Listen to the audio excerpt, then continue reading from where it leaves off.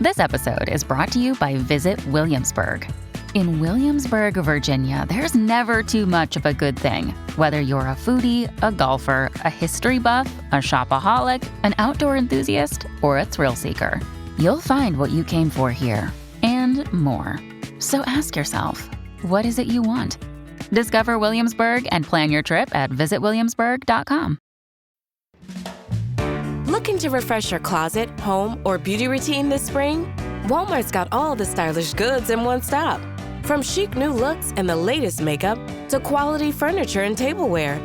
Go to walmart.com/nowtrending. That's walmart.com/nowtrending for the hottest fashion, home, and beauty finds. Your style at Walmart. Life is a highway, and on it there will be many chicken sandwiches.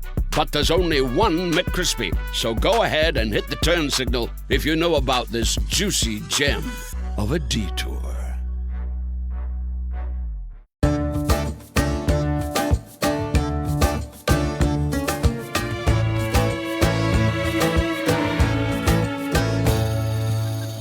Queen Victoria was born roaring at 4:15 a.m. in the hour before dawn on May the 24th, 1819. And in those few seconds, she was like any other newborn, naked, vulnerable, wondering, wriggling in her mother's arms. Her spell of innocence would be brief. In moments, the most important men in the land, clergymen, chancellors, warriors, and politicians would crowd into that room, pressing ruddy faces close to the baby girl who did not yet have a name. Within 2 decades, all of the men present at her birth who were still alive would be bowing to her as queen. Something few would have guessed when she was born. That is the start of actually, William, hello. It's Empire with me, Anita Arnon. Hello, it's William Dalrymple here too. We're, in our Empress series, this is a biggie. This is Queen Victoria, who has overlapped our work, both of our work, so very much. But I've been reading so much about it because we've been doing our homework for this Queen Victoria mini-series, which is coming to you right now. And that's the start of a really brilliant book, may I commend to you, called Victoria the Queen by Julia Baird. Stacey Schiff, one of our old guests, has been raving about this book. It is quite extraordinary. But it is true. That is the start of a little baby. And I think, we do this for all of our empresses. They start off flesh and blood and tiny. And yet, this is going to be a woman who, after her death, her son, her grandson, and 2 grandsons are going to be emperors of India. Another great-grandson, Louis Mountbatten, is going to be the man who is there when the empire rolls up in 1947. She has nephews, nieces, who are going to be married into some of the great empires of Europe. She's the mother of empires, and she's a complicated character because on the one hand, you're going to hear lots of stories about her fascination, particularly with India, because that's a place that our research has taken us most in life, but also elsewhere in the world, an empire which she's fascinated by the people she loves, even some of the subjects who come to her and live with her and are part of the family, and yet a really checkered history when it comes to attitude towards dominion and conquest. It's a very interesting duality, that, and it's something I've been living with, like you have, over the last 20 odd years. I wrote a book called The Last Mogul 20 years ago, which is the story of the last Mughal emperor who is being eclipsed and whose volume is being turned down before it's finally turned off, all the way through Victoria's reign.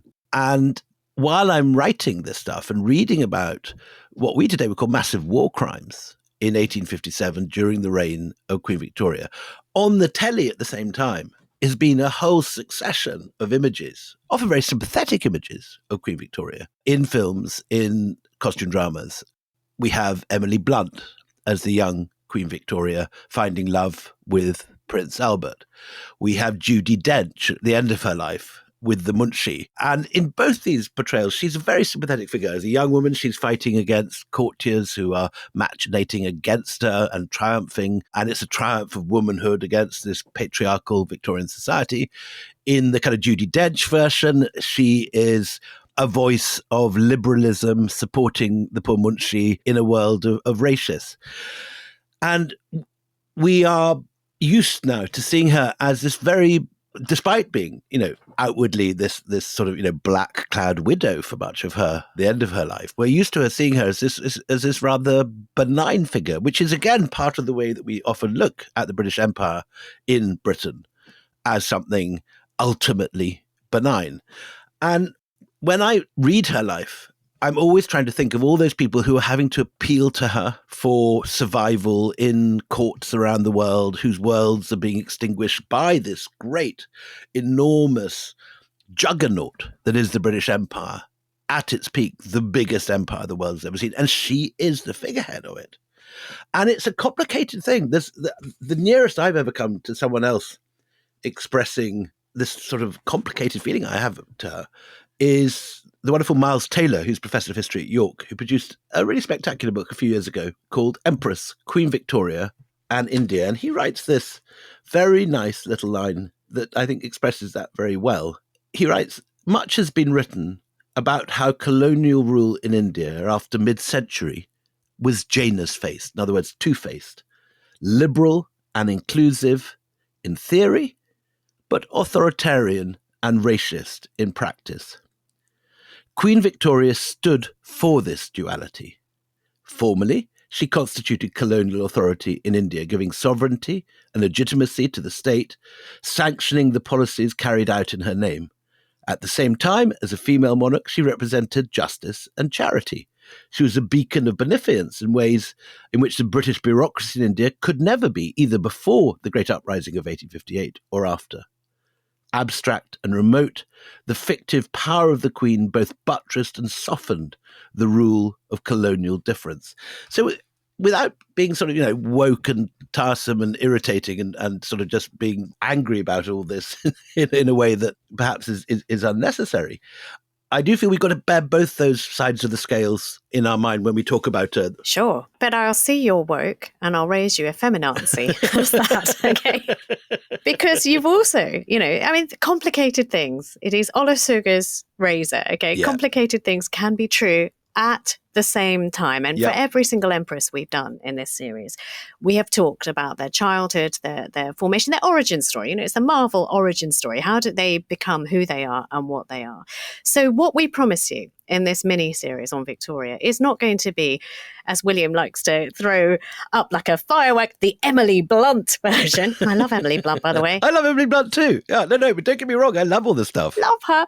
But it is not the Emily Blunt version, and neither is it the achingly slamming, because, this is a complicated life of a woman who is growing up in a man's world where people tried to control her. She is complicated. On the one hand, some unspeakable things happen during her reign, including, not just India, we'll look further afield, the potato famine. Yeah. And yet she is a chief fundraiser for charities trying to help people, victims of the potato famine. So there is all this complexity and nutty gnarliness, which you know what you get when you sign up to an Empire podcast. The other thing I'm very interested to talk over with you, Anita, because you've been diving very deeply into this, and I think Queen Victoria herself has been much more central to your work than it has been to mine. I've been looking at, her effects, in a sense, in what's going on in India.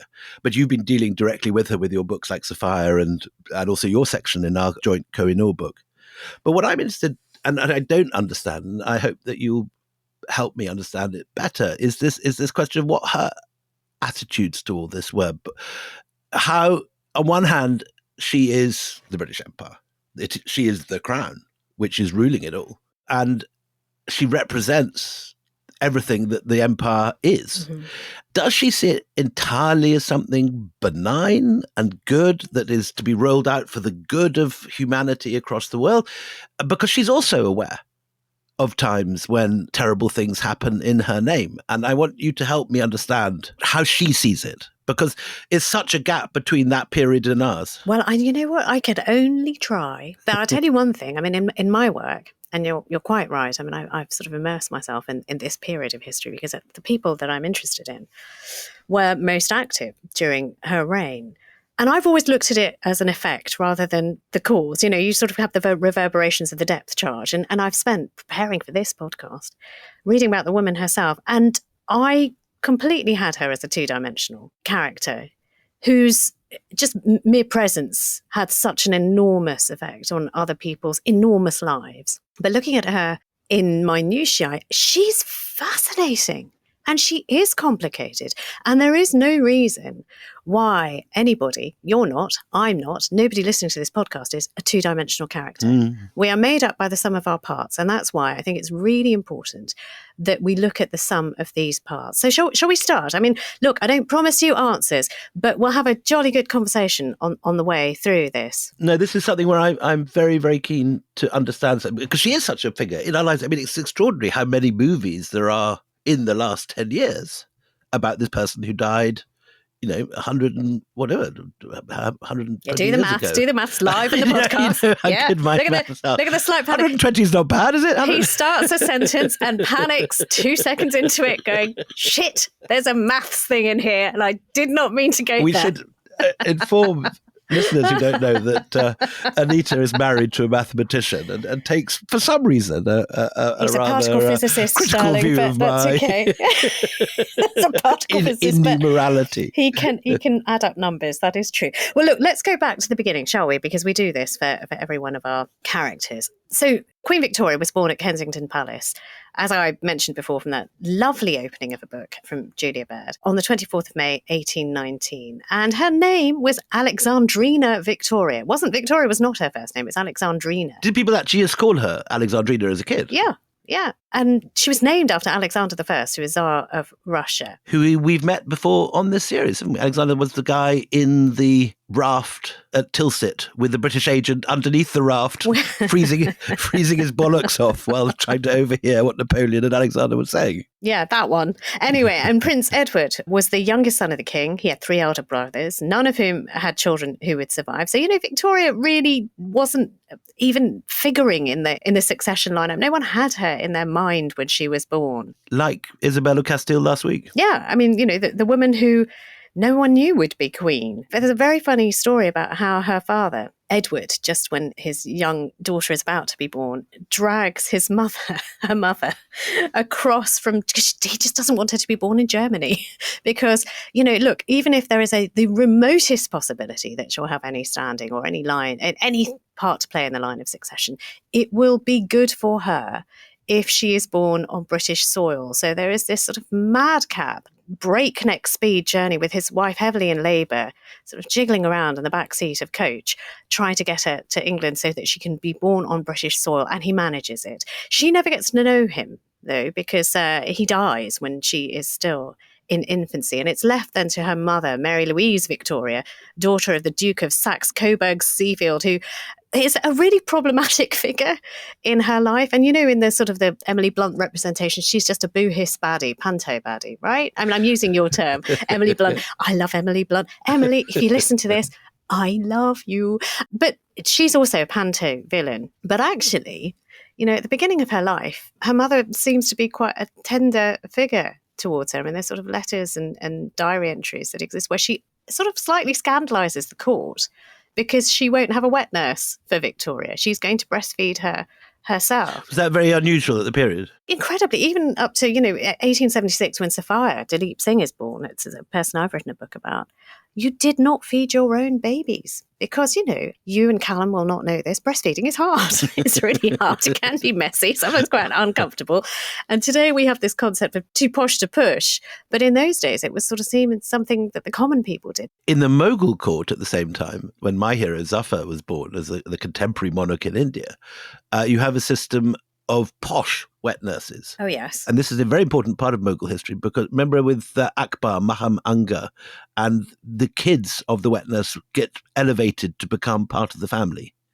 And so Akbar nearly gets overthrown by his sort of we don't have a word for it in English, co-suckler, if you like, Adam Khan, whose tomb Teat is twin? How's that for you? Teat twin is very good. Okay, I like thanks for that. it. Okay. There is a Mughal word for it, which I've forgotten. But Adam Khan's tomb, Teat twin, off the top of a building. Yeah, we did that in a recent episode. Yeah, absolutely. But in this case, look, her father, who's not going to play much of a part in her life, there is a lovely quote about what he says when he sees it. Oh, it's gorgeous. Do you want to read it? Why don't you read it? I love it. Go on. Yeah. It's lovely. Go on. This is the father's description of his new daughter, and he says, plump as a partridge, more a pocket Hercules than a pocket Venus. Yeah, and look, he's supposedly been told by a gypsy in Malta that this unborn child will one day be a great queen.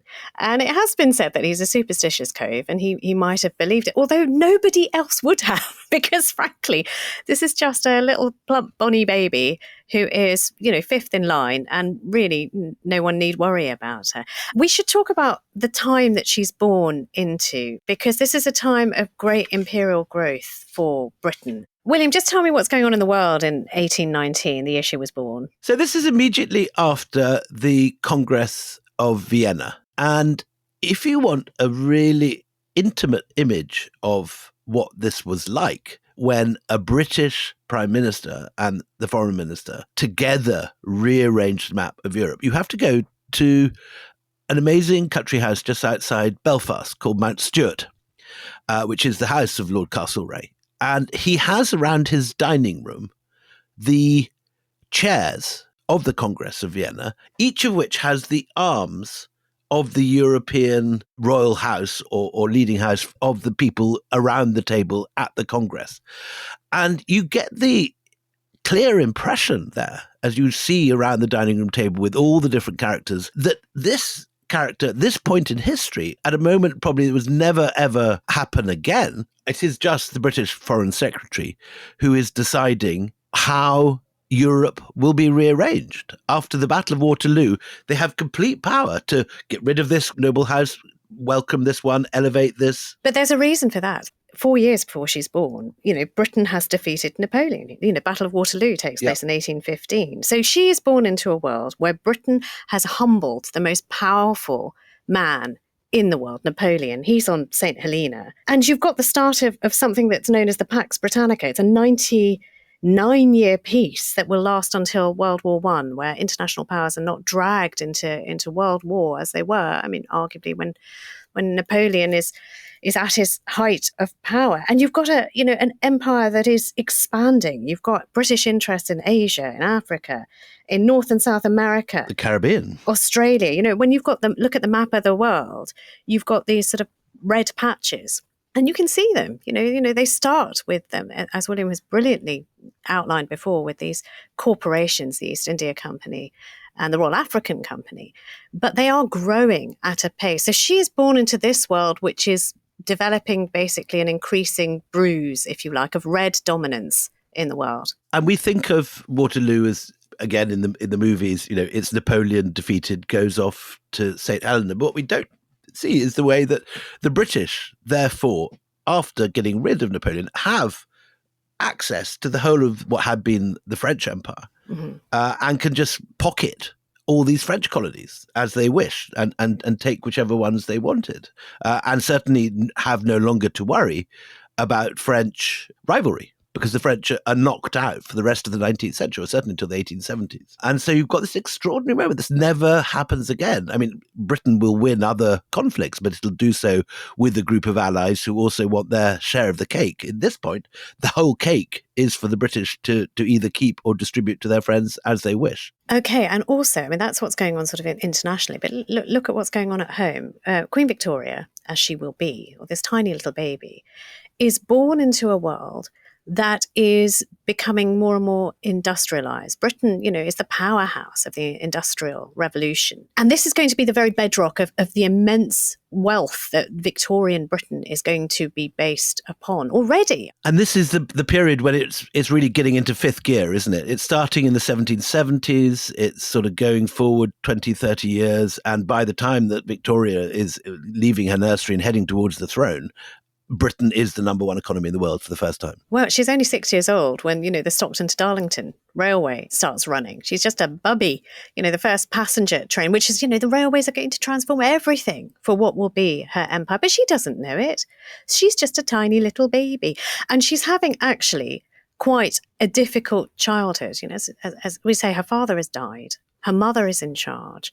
Her mother has got some very odd ideas about how this willful little girl is going to be brought up, because very early on in her life, she proves that she has a voice, and a very loud voice, of her own. there are some lovely things from her own sort of diary. She has an official diary, William, and she has a nanny who she absolutely worships, but who is strict as the day is long. She reminds me of my favourite teacher growing up, a nun called Sister Francesca, who was incredibly strict, but I incredibly adored Where her. did you go to a convent school, Anita? This is a new detail. It was kind of faux convent school with nuns in it in Essex. Wasn't a convent school, but we had nuns in Essex. Yes, an Essex nun. They are the toughest kind. I can imagine. Toughest kind, Well, Sister the things Francesca. I learn about my co-presenter every day. But what is extraordinary, so Walter Scott said about her growing up, that, she's watched so closely that no busy maid has a moment to whisper, "You are heir of England." And I suspect if we could dissect the little heart, we would find some pigeon or other bird of air had carried the matter to her, because even though she didn't know what she was destined for, there was something imperious about this little girl in the nursery. So, the nanny is trying to make her behave, and she has this sort of official diary, but she also has the behaviour diary or conduct book. And I love her conduct book. But she writes herself. She writes herself in her little childish scrawl. She will say, "Very ill behaved and impertinent," to Lazen, who's her nanny. And then she would write, a few days later, "I was very, very, very, very terribly naughty." And the verys are underlined 3 times. And the naughty is underlined 4 times. And then, she writes on another, "Very, very, very, very horribly naughty," in capital. So is this just a sort of self-criticism book? It's rather sort of Maoist thing. She's told to denounce herself, but she's really very happy to do it. And everybody who we thought the Red Revolution was the first people to introduce that. It's alive and well at Kensington Palace in 1810. She needs to be kept in line, is the thought from her mother. And her mother, unfortunately, does this by really sort of isolating her and trying to recreate her. When she does become heir to the throne, and we'll come to that formality, she's 11 years old. The king dies in 1820. He's replaced by his childless son, George IV, who also dies in 1830. William comes to the throne, William IV, and his heir is proclaimed Victoria, because all of these sort of royal succession, they don't manage to produce babies who last. Either they die in childbirth or they die very young. I grew up in Edinburgh, and all these names are just the kind of bridges of so George IV Bridge is where I used to cross over to go to Thin's bookshop as a child. And these are all sort of just names on a map for me. Right. Okay. So these names on a map are falling like dominoes. There's a real problem with succession. So she's 11 years old when she's told that she is going to be queen. And, around about the time that she's writing, "I'm naughty, very, very, very naughty today." And you sort of get the impression that she's quite proud to be naughty, actually. Does she ever sort of have passages saying, "I was really good today"? Well, in her diary, she doesn't write anything about the naughtiness. She said, "I had a very pleasant day with Lazen." It was just in her private notebook. So it's like having an official birthday and a non-official birthday. Yeah, had a nice time riding a horse and doing some embroidery, but she's a wild one. But she's told, this is really, I think, fascinating, is she's told when she becomes heir to the throne that she should change her name. Because you know why? Why do you think you shouldn't be a Victoria anymore? Well, I read somewhere that Victoria was regarded as French. Is that right? Yes, it's a foreign. Sort of, we think of it as the quintessential English name now. Yeah. But no, it was too foreign and too fancy. So she was, told by her mother and others that, look, now you are heir to the throne, you have got to change your name. And she, in this very, very naughty, says, "No, I'm not doing that." And she absolutely kicks off a howler saying, I am Victoria, and I am going to remain Victoria, which sort of gives you an idea in these origin stories. I think these things are This is aged 11. very pertinent. Yeah, age 11 when she's Brilliant. told. And it's even more extraordinary that she has this strength because her mother tries to break her of it. And in a really cruel way, actually. She's kind of like, like the Walter Scott thing. She's kept away from everybody. She has one playmate because her mother is in the thrall of a really horrible man called John Conroy. Have you come across John Conroy? John Conroy is in the movies, isn't he? He's definitely. I haven't watched the movies. You've really watched a lot of movies. I'm watching all the stuff. Exactly. I read books because I'm so Emily Blunt. clever. But yeah, no, John Conroy. So tell us about the movie adaptation of John Conroy, because actually from reading about him, he is a shit. Yeah, no, he's in the movie too. He's this sort of controlling figure who's got a sort of weird influence over the mother and who Victoria hates. Yeah, because there is lots of goss around that her mother's having an affair with John Conroy, which she denies. But there is no doubt, and who knows what goes on in a bedroom, but there is no doubt that he has got control of this tiny little life. And he institutes this mad thing called the Kensington system, which is to control Victoria, the naughty, naughty, naughty underlined little girl, which shuts her off from everybody. You had a quote about her deprivation, some playmate of hers. Oh, it's awful. So this is actually John Conroy's child, who's her only allowed playmate, right? The only person who's sort of assimilated, the only one who's allowed to play, that controlling, the only child that she is able to play with, somebody called Feodora. And this is what Feodora writes about Victoria's childhood: to have been deprived of all intercourse and not one cheerful thought in that dismal existence of ours, because Feodora's going through it as well, because this is John Conroy's big idea, was really very hard. My only happy time was going or driving out with you and Lazin, who's the nanny, and then I could speak and I could look as I liked. I escaped some years of imprisonment, which you, my poor darling sister, had to endure after I was married, because Victoria was only 9 when Feodora is sort of like married off and moves away. So she hasn't not even got her little playmate anymore. And this is Kensington Palace. This is sitting in the middle of London, but as if isolated on the moors of Balmoral or something. Or on an island in the Pacific where nobody comes to visit. So this poor, lonely little girl is growing up like this. I'm beginning to feel a bit more sympathetic already. Well, I'm glad, because these people are complicated. Why are they the way that they are? So, look, she's only 11 when she's declared heir. The Regency Act, which suggests that Victoria's mother would be regent if the king died before Victoria's 18th birthday. The king says something hilarious. He cannot stand Conroy either, because I guess Victoria's complaining about him. How does he get his job? It's just through the Queen. Through the Queen. Yeah. With Queen Mother. The Queen Mother, yeah. Or future Queen, the Princess Victoria's mother. And he says, I am damned if I'm going to die before her 18th birthday, because that man cannot be in charge. He can't stand Conroy either. And Conroy is this kind of sort of strutting peacock of a man who thinks that he's much more in control than he eventually will be. He's got his whole way of bringing her up is this Kensington system of loneliness and control. And she hates him. She's not allowed to walk down the stairs without anyone holding her hand. She's not allowed to sleep on her own. She has to sleep in her mother's chamber. All of this is supposedly, to keep her safe. But actually, it's because she has spies on her all the time, so she can't develop as a person, as a child, sort of do the things that we all do as children. She later says about this, I mean, do you want to read the quote? There's her own idea of what her childhood was. She later writes of this, obviously, very difficult period in her life, that she had led a very unhappy life as a child and did not know what a happy domestic life was. As she got her little King Charles Spaniel, Dash, which was the main source. We should have a whole Empire Pod episode on Imperial dogs called Dash. Oh, really? Are there lots? Because Aurel Stein, the archaeologist, has 8 dashes in succession, and they're known by Roman numerals: -1, -2, -V, -1x. That's weird. But she hasn't got a dad anymore. Her dad has died. She hasn't got any real contacts with family. But there is one person who stays in her life, who is a man called Leopold, Uncle Leopold of Belgium. Is this the same Uncle Leopold who cuts people's hands off in the Belgian Congo? He's the father of that one. Right. So that one comes later, but this is his father. I'm very impressed by your grasp of European royalty, Anita. I'd take you for a European monarchist. Well, I mean, if you're going to do an episode on Victoria, better read up, hey, hey, William, at great length, hey. But what is funny about Leopold is that he's very warm to her, and she's only very happy when she goes to visit, and she cries every time she has to come back. He's got a house called Claremont in England, and she's only free when she's with him. She's not being watched, so she adores him. What I love about great uncle Leopold is that he's patently bonkers, because he gets really weird as he gets older. He often sported 3-inch heels and a feather boa, and he wore a wig to prevent catching cold. What? And he he popped his mouth open with wedges of gold as he slept for reasons nobody could quite fathom. It says here. Isn't that marvellous?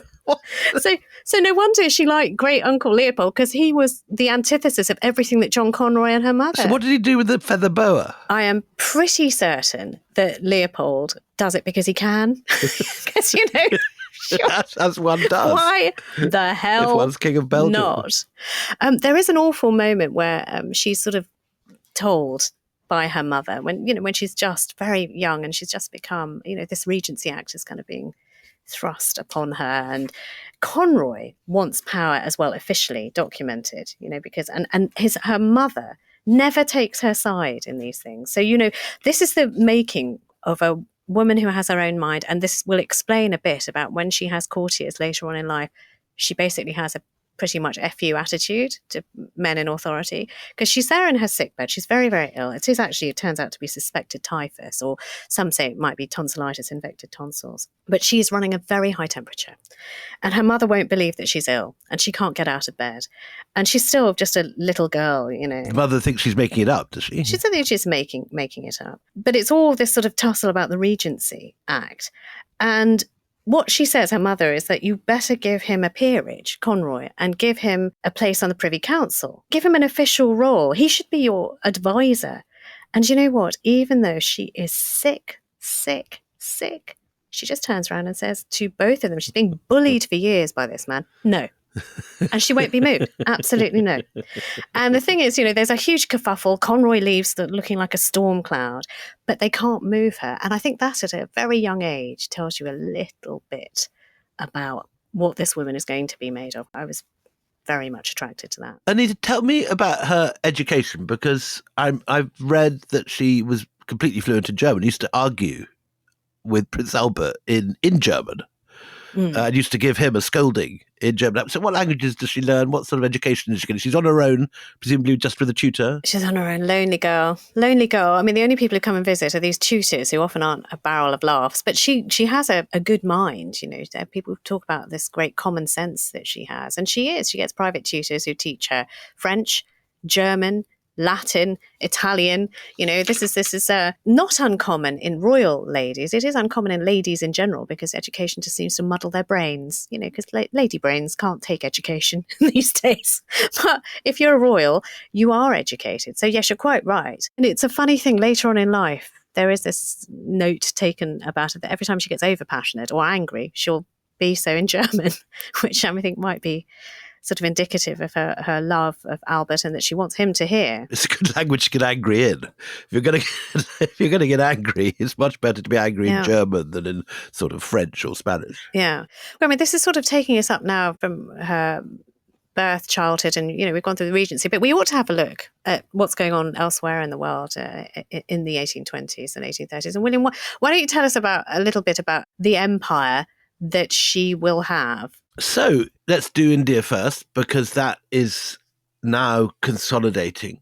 The East India Company has, since the 1750s, been rolling over the map. Those of you that heard some of our first episodes will remember we described that, how at the Battle of Plassey, Clive defeats the governor of Bengal. Then 7 years later, they defeat the next governor of Bengal, plus the Mughal emperor Shah Alam, and the governor of Awadh. So by the 1800s, the British had defeated not only all the extended Mughals and their governors, but also the Marathas, who are these incredibly brave guerrilla fighters who control great chunks of India as the Mughal Empire is breaking up, Tipu Sultan, and there's still big patches where there's no British control. There's still massive areas. About half of India is under princely rule, as the British call it, which means, the original rulers. But by 1820, for the first time, the East India Company, having defeated the Marathas, is the paramount power. And the only major modern army that they haven't defeated are the Sikhs in the Punjab, but they're on good relations with the Sikhs, so there's no danger of an invasion. So in other words, this is the first time that British rule in India is secure. And this is now the period of maximum growing of opium, exporting it to China, selling it around the world. India at this point is more profitable for the British than it will ever be again. And this is the period when, so many country houses in Britain are being built with these massive profits. But it's, as you say, it's not just India. The new colonies in Australia are flourishing. And Australia, in relation to India, is now a place that the poorer colonials who can't afford a nice big house at their retirement in Tunbridge Wells or Cheltenham or wherever they want to retire will retire instead now to Sydney. And what had started off as a convict colony is now developing into a very profitable and developed colony on its own right. You've got the British spreading after Napoleon, strongly influential in Egypt, eyeing the rest of the Ottoman Empire. They have rearranged all the chairs of Europe, as we said, after Waterloo. They control a lot of the former French colonies plus their own in the Caribbean. And although this is the sort of period now that slavery is being abolished, there's still a great deal of indentured labor, and huge amounts of cotton are arriving back in Britain.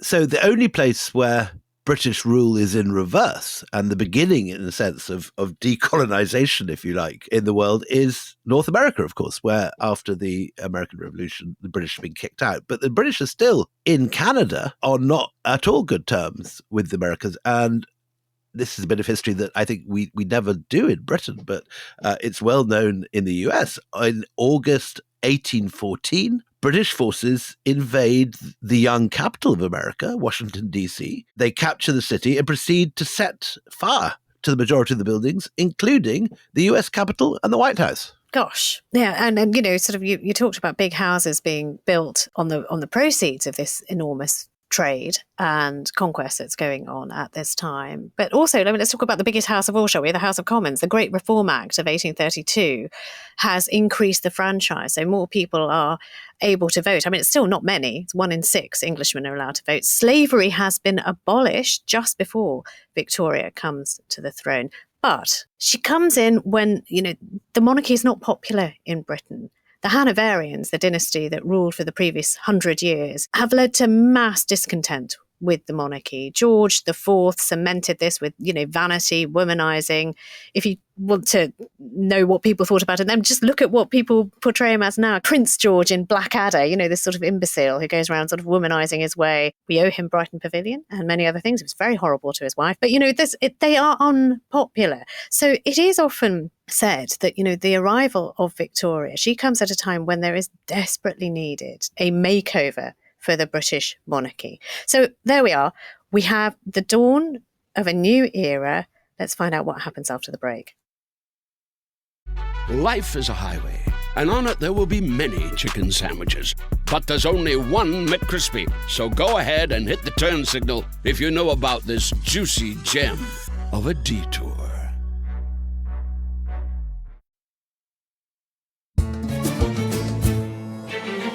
Welcome back. So just before the break, we were talking about this world that Queen Victoria was going to be monarch in. And, King William, he keeps his promise. He doesn't die until Victoria is of age. So she doesn't have to bother with all the regency stuff. She comes in her own right. And that's going to be massively important. But, you know, almost immediately, this is on the horizon.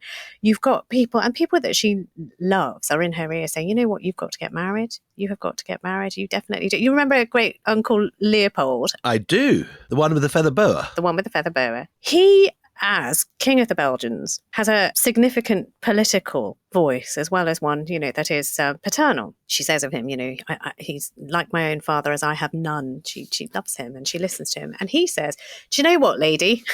If you're going to be queen very shortly, William is going to die, then you are going to have to be married. And he suggests a name that might be familiar to some of the people who, as you do, watch everything, every screen adaptation about Victoria's life.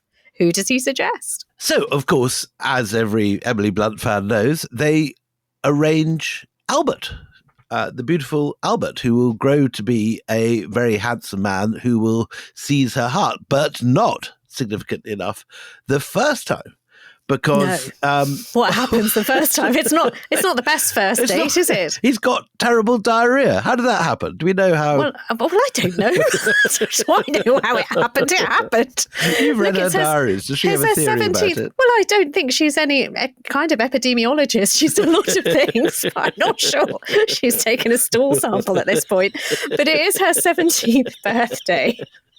And she's sort of like thrown together because, you know, her Uncle Leopold really favours Albert as a match. Other people are pushing other candidates. Prince Alexander of the Netherlands, he's up there on blind date on one of the stalls. But she actually really does not like this. The whole theory of this, you know, she's just got her freedom. She has just got out of sort of Conroy's grasp and her mother's grasp. Why on earth would she want to dive headfirst into some bloke's grasp? And when he hasn't got diarrhea, he keeps falling asleep on her. He nods off. My brother does that occasionally at dinner parties. He'll be sitting next to somebody and he'll actually just fall asleep sitting up talking to someone. Is it while you're telling one of your very long stories? No. It's not at all. No. He doesn't do that. No. Okay. But. You know, look, the first meeting is not great. He's young. She's young. She thinks he's a bit fat. He probably thinks she's a bit fat. I mean, she does have a hang up about her weight all through her life. It's very, very funny. She writes to Leopold, this uncle who's trying to push them together, saying, oh, do come and visit, do come and visit. You'll be so impressed with how little I'm eating at the moment. You know, my abstinence. I know, feel ghastly, because people used to sort of comment on, you know, how she was sort of big framed and round and, you know, rounded. I'm just checking in the Bodleian for the more of What, the dysentery? Are you our dysentery? Yes. Okay, what caused it then? Diarrhea. And apparently the whole German contingent had it. It wasn't just Albert queuing for the Kazi. It wasn't at this nerves. point. They were sick. They were sick as dogs. Is that why he fell asleep too, do you think? But it sounds disaster. What, dehydration? Yeah, probably. Anyway, so look, she meets him on the 17th, doesn't think much of him. She will meet him again. She will have very different opinions when she meets him again, but wait for that. But as we said, you know, sort of the king holds true to his promise. He doesn't let Conroy or her mother anywhere near it. He lives till her 18th birthday. He sort of hangs on just to annoy her mother. Yeah. Oh, look, do the journal entry, because she gets woken up on the 20th of June, 1837, by her mother with the news. So what does she write? And this is a rather different tone of the journal from I was very, very, very naughty. Very naughty. This is her now, 18th birthday. She's 18. And she writes, I was awoke at 6 o'clock by Mamma, who told me the Archbishop of Canterbury and Lord Cunningham were here and wished to see me. I went into my sitting room, only in my dressing gown, alone, and saw them. Lord Cunningham then acquainted me that my poor uncle the king was no more, and had expired at 12 minutes past 2 this morning, and consequently that I was queen. There's a froideur about the entry, isn't there? That I, you know, and consequently that I was queen. Everyone thought that she might have an absolute hysterical teenage breakdown at the news, you know, because it's a big deal. What I love is the detail that somebody had come with smelling salts. Yes, it's Lazen, her beloved governess, is there sort of at the ready with a pot of smelling salts in case she swoons. Why don't we have smelling salts? There are often occasions on this pod that I can do with some smelling salts. I know what to get you for Christmas. That's easy. Do they exist still? What were they? It what was in down. the smelling salt? I'll make some in my kitchen. God. You don't have to worry. I've got things. Your biryani you can show up your nose. We'll do it well. I'll do it. According to the Bodleian, smelling salts are ammonia inhalers. That wasn't at all what I had in mind. I thought they'd be sort of lavender or some nice sort of Victorian smell have for a bleach at the ready for you. Don't worry. It's going to go through my cupboard. Have a big whiff of bleach. It'll be fine. Here's some Harpic. Domestos Harpic, and if you're good, a squeeze of lemon. You know, only if you're good. No wonder it woke you up. Yeah. Anyway, look, so, you know, she doesn't need them. She doesn't swoon. She's there. I mean, it's just, you know, a few hours later, she has to face a 97-strong, all-male privy council. So, you know, you're just getting used to the news. And she's just, can we paint a picture of this? Because you've got a tiny, tiny little woman. You know, her little majesty is what people used to refer to as 4'11". Teeny. And she had to be seated on a raised platform so they could see her properly. And she says these solemn words, this little majesty, I shall do my utmost to fulfill my duty towards my country. I am very young and perhaps in many, though not in all things, inexperienced. But I am sure that very few have made more real good will and more real desire to do what is fit and right than I have.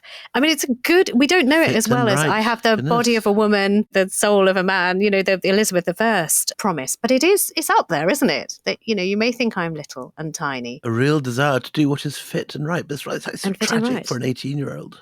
Yeah. Anyway, so look, after this, after she makes her promise to the nation, the Privy Council, 1837, she becomes just simply Queen Victoria. She drops Alexandrina. She moves from Kensington Palace to Buck House with its 785 rooms, my lord. I think I'm right in saying that she was the first to use Buckingham Palace. And from my only one brief entry into that place. I don't think they've changed the carpets or any of the hangings since then.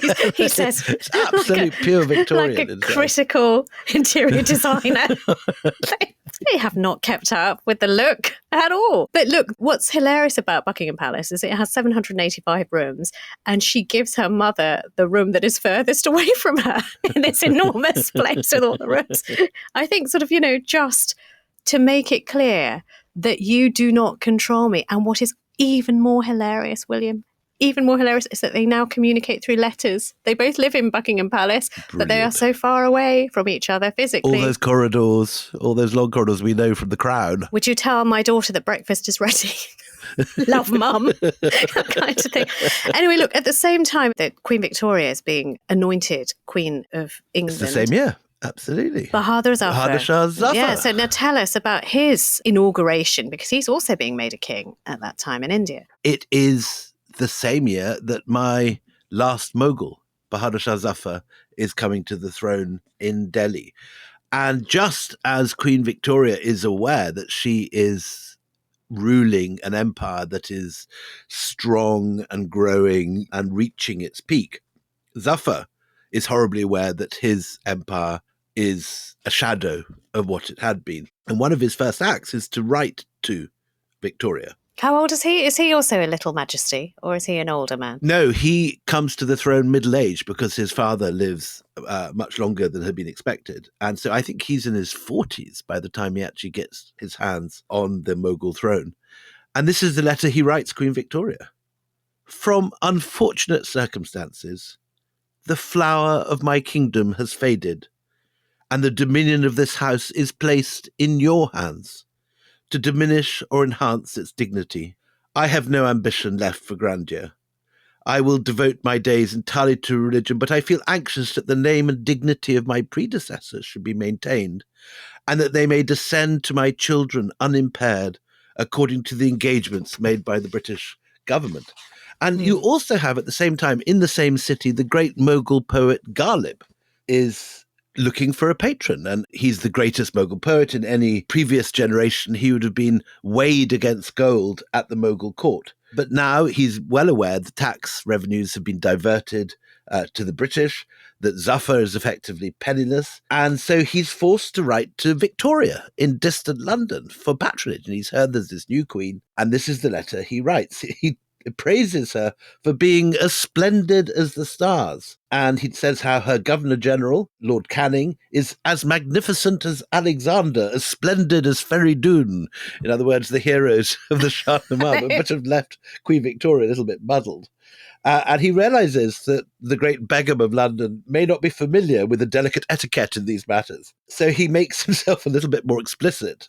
And he says, the truly great rulers of history, he tells the young Queen Victoria, rewarded their poets and well-wishers by filling their mouths with pearls, weighing them in gold, and granting them villages and recompense. In the same way, it was the duty, he writes, of the exalted new queen to bestow upon Ghalib the petitioner the title Mir Kwan, and to present him with a robe of honour and a few crumbs from her bounteous table. That is, in plain English, a pension. Right. So we have all these people halfway across the world waiting for this young woman's pleasure. Yeah. But also, the East India Company is not really going to have anything of this. I mean, they new monarch, same old business. So, the East India Company directors are very quick to send her an address of congratulations, like, well done, new queen.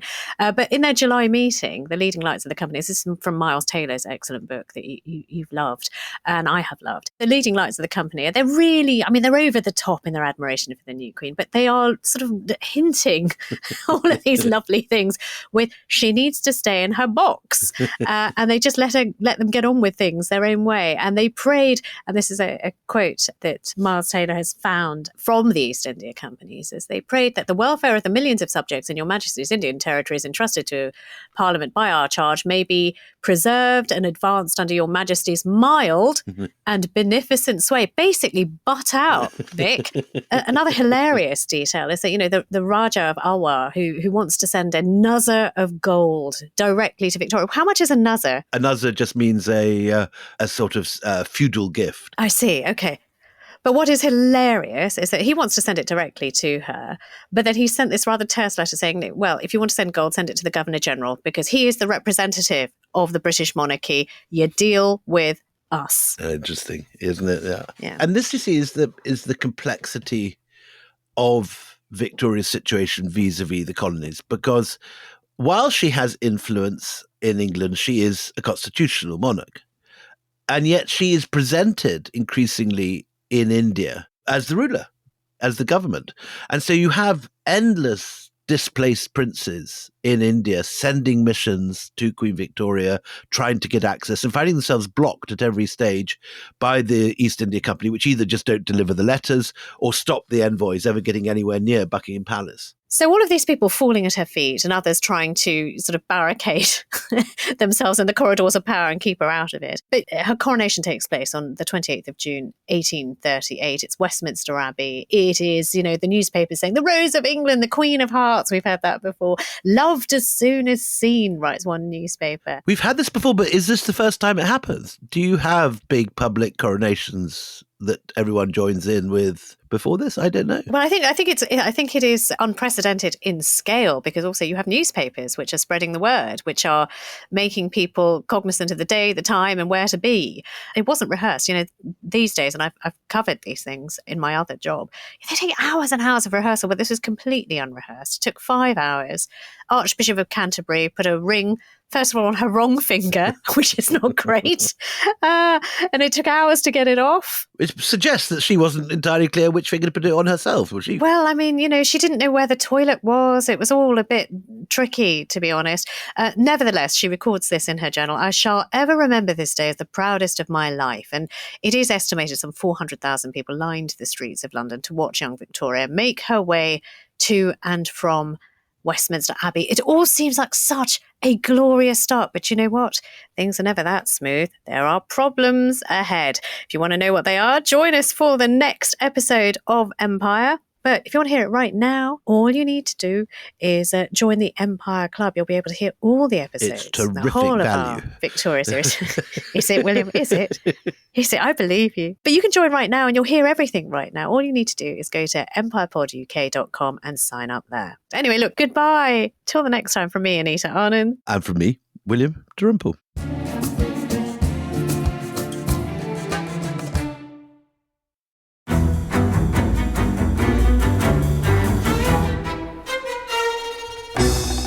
I'm Anthony Scaramucci, former White House Director of Communications and Wall Street financier. And I'm Katty Kay, US Special Correspondent for BBC Studios. I've been covering American politics for almost 3 decades. Welcome to The Rest is Politics US, brought to you by Goalhanger. In this pivotal year for the United States, democracy, and world affairs, Britain's biggest podcast, The Rest is Politics, is launching stateside. Uncovering secrets from inside the Biden and Trump inner circles and how they shape the world's most important economy, but also the global economy too. New episodes are released every Friday morning. Just search The Rest is Politics US wherever you get your podcasts.